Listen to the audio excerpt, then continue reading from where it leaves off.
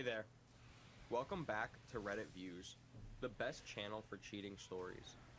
Like and subscribe to the channel for more spicy stories and drop a comment for a chance to have your comment featured. Now, let's get into today's story video.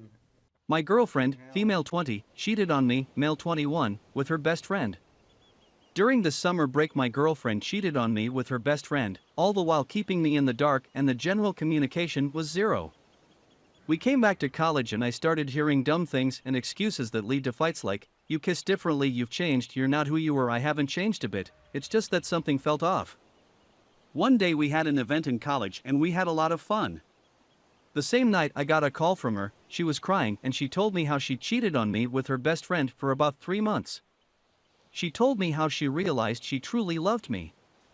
I don't like shouting on people or fighting, so I immediately cut the call and didn't want to talk further. She started bombarding me with calls. I picked up one call and told her that I didn't want to talk right now and was in no mood to discuss this further. She kept calling me, now her friends also joined in, I was getting messages and calls left and right, she was crying and not eating. Finally I had to pick up the call, she was crying profusely and asking me why I wasn't talking to her. She kept saying I love you, but I couldn't bring myself to reciprocate. I told her I wanted to break up, but that blew the lid off her and she started crying very loudly. I somehow convinced her to eat something and not cry, she kept saying she only wanted me and nothing else. But my trust was shattered. She made me meet her the next day, although I didn't want to. I told her I wanted a break and it'll be a long time before I was normal again, she just kept crying and asking me not to do this. She kept saying I love you, don't do this, etc. After a while I thought maybe I was being too dramatic and told her I can't trust her anymore. She said she would do anything. I could only tell her I can't do this. She kept pushing me. Me and my ex were really good friends, we broke up on mutual terms and would talk once in a while. She had a problem with talking to my ex and made me block her. Finally, I asked her to choose between me or her best friend. I'm not someone who does something like this. She used to hang out with him and leave me behind, talk to him and not answer my calls at times, but I trusted her fully. She said she wants to be with me, she made it a point to show me she blocked him. It was all well and good until about a week later when I saw she was talking to him on Instagram. I was hurt, I had started to trust her again to some degree. I immediately confronted her and she blocked him again, but I wasn't having any of it. She started crying and begging me. After a lot of this I still agreed to be with her.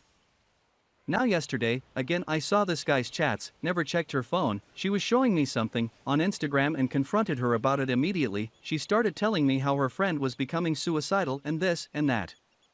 I called the guy directly and talked to him in front of her and told both of them that I wasn't okay with it and that she will have to choose. Now somehow my girlfriend told me I was being controlling by asking her to choose, and at this point I had had enough. I asked her to take her stuff and go to her hostel. I have a flat. She lives in the hostel. Now I thought talking to one of her friends who was quite reasonable was a good idea. I called her friend up in front of her and she told my girlfriend to do what she thought was right. Then she took the phone off the speaker and I was like, this involves me, I would like to listen. At this point she started leaving the room. She had already packed her stuff, so in anger I told her that if you leave just don't come back. At this point she made up her mind about the breakup and proceeded to take her stuff and walk out the door. It was pretty late at night and I didn't want to let her go in an unsafe situation. I chased after her and said I'd give her a ride. She refused, but I insisted. Finally she agreed. At this point she had told her friends and her best friend that we've broken up. But during the ride she held on to me and started crying, asking me if we were really doing this. I didn't have an answer. What do I do? Update. So I wanted to provide an update and thank my fellow Redditors. I took the advice and broke up and realized that the relationship was really sucking the life out of me and was the worst thing in my life at the moment. Since then I have met someone who understands me and cares for me. There's no drama. Well, I once ate the last pizza slice and she got pretty angry, but yeah, that's the level of the drama. We support each other and she makes me a better human all around. Because of my ex I wasn't able to focus on my studies, and the breakup combined with the COVID pandemic gave me ample time for studying, and I landed an internship at a big bulge bracket company, and also I'm working on a few personal projects that I love spending time on. The pandemic also gave me time to realize that I was with the wrong person and I love many others who love me, be it my family, friends, etc. I feel really liberated. Today I was looking back at what used to be and I remembered that this subreddit for the trigger point for the change in my life. So thank you, and you all are awesome. It's because of you I've gone from crying nights to happy days. Story 2. Surviving dating post-infidelity woes, trauma spilling over. Just posting into the void, maybe someone has input or can relate. I carry trauma from my previous long-term relationship, as well as familial trauma. I thought I was with my best friend, someone who had my back, who had a double life. You can imagine how that messes with my head. Because of this, I'm protective of myself. I start fights without realizing it when I question the relationship every week. I needed reassurance all the time. I just didn't know that's what I was doing until it was pointed out to me. Now I lost someone who was really good because I seem to have sabotaged it. I need reassurances because I feel safe that way, but is that bad? I don't know how to just be while dating. It's like I'm protecting him from me because I think I'm too much to handle. I am in therapy. My ex left me feeling like I'm just someone that can be manipulated, abused, and gaslit. Someone that I really admired and respected made me believe that I was worth all those bad things, and it's hard to undo that even today. Some of the things I reacted to, having a conversation about expectations, me making half jokes about being catered to, what I was really trying to say was that I want someone to look out for me, but he took it as me expecting to be catered to.